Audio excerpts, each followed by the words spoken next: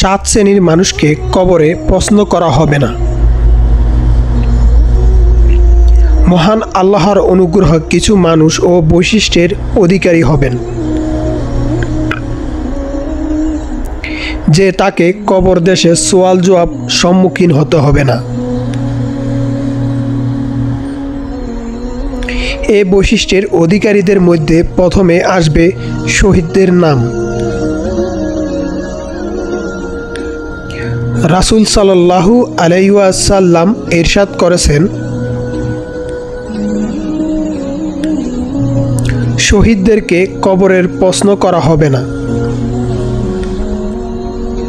কেননা মাথায় তরবারির আঘাত কবরের বিপদ হতে কম নয়।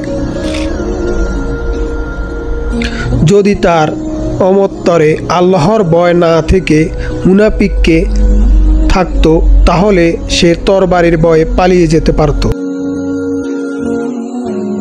কিন্তু সে এমনটি করেনি, কাজেই প্রমাণিত হলো তার ঈমানের ক্ষেত্রে সত্যি মুখলিস বা নিষ্ঠবান ছিল। কবরে সওয়াল হতে মুক্তিপ্রাপ্ত দ্বিতীয় ব্যক্তি হল সীমান্তরক্ষী সৈনিক, যাকে প্রতিনিয়ত শত্রুদের সঙ্গে সংগ্রাম ও প্রতিদ্বন্দ্বিতা চালিয়ে যেতে হয়। তৃতীয় ব্যক্তি হল যিনি মহামারীতে আক্রান্ত হয়ে মারা গেছেন,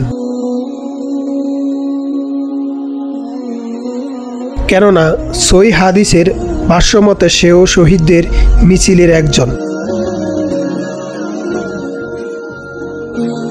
চতুর্থ ব্যক্তি হল আপদ মস্তিষ্ক আল্লাহ তার রাসূলের উপর সত্যনিষ্ঠ আস্থা ও বিশ্বাসের অধিকারী সত্যবাদী সিদ্দিক,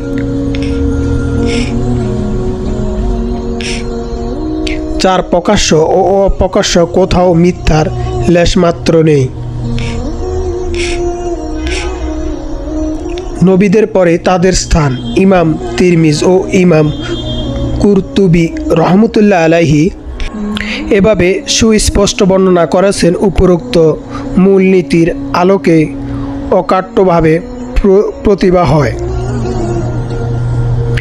যে আল্লাহর প্রেরিত সকল নবী রাসূল কবরের সওয়াল জবাবের সম্মুখীন হবে না, কেননা তাদের স্থান তো সিদ্দিক থেকে কত সহস্র ঊর্ধ্বে। পঞ্চম হল অপ্রাপ্ত বয়সের কোনো শিশু মারা গেলে তাকে সওয়াল সম্মুখীন হতে হবে না। প্রখ্যাত আকাইদবিদ আল্লামা নাসাফি রহমতুল্লাহ আলাইহি দৃঢ়তার সঙ্গে বিষয়টি ব্যক্ত করেছেন।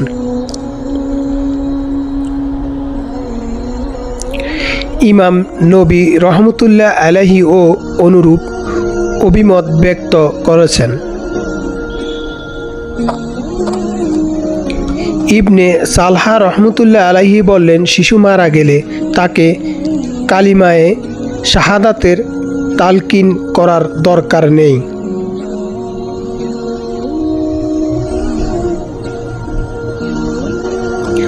আর পাগল ও বোকা লোকদের কবরের সওয়াল জবাব করা হবে কিনা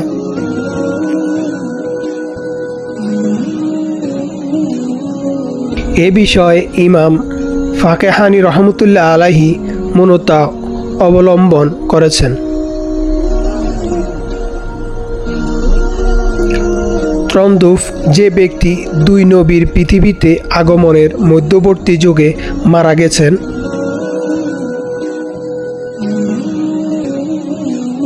তাকেও কবরে সওয়াল করা হবে কিনা এ বিষয়ে কোনো মত প্রকাশ করেননি।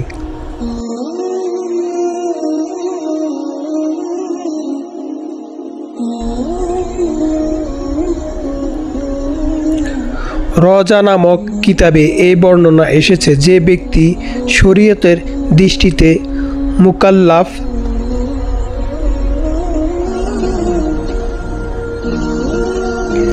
যার উপর শরীয়তের হুকুম আহকাম বর্ণিত হয় বা তার সহগোত্রীয় একমাত্র তাকে সোয়াল করা হবে, এছাড়া অন্য কাউকে নয়।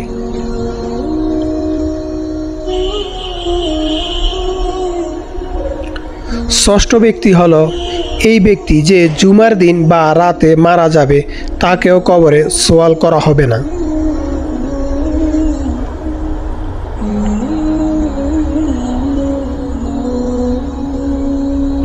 নবী করিম সাল্লাল্লাহু আলাইহি ওয়াসাল্লাম জুমার ফজিলত সম্পর্কিত একটি হাদিসে তা উল্লেখ করেছেন।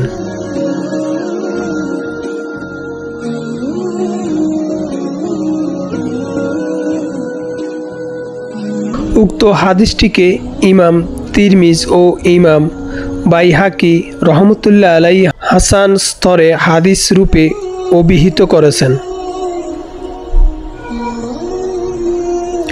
এবং বিভিন্ন সনদে তার স্বপ্ন শাহিদ রেওয়ায়েতেও পেশ করেছেন।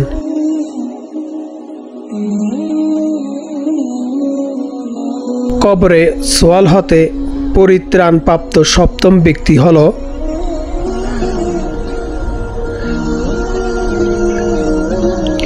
যে প্রতি রাতে আল্লাহর রহমত প্রাপ্তির প্রত্যাশায়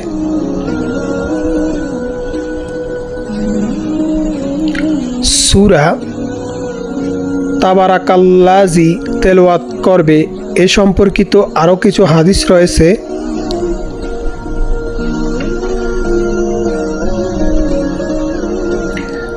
যা সুনানে আবু দাউদ, তিরমিজি, নাসি এবং ইবনে মাজাহ প্রভৃতি গ্রন্থে বর্ণিত রয়েছে।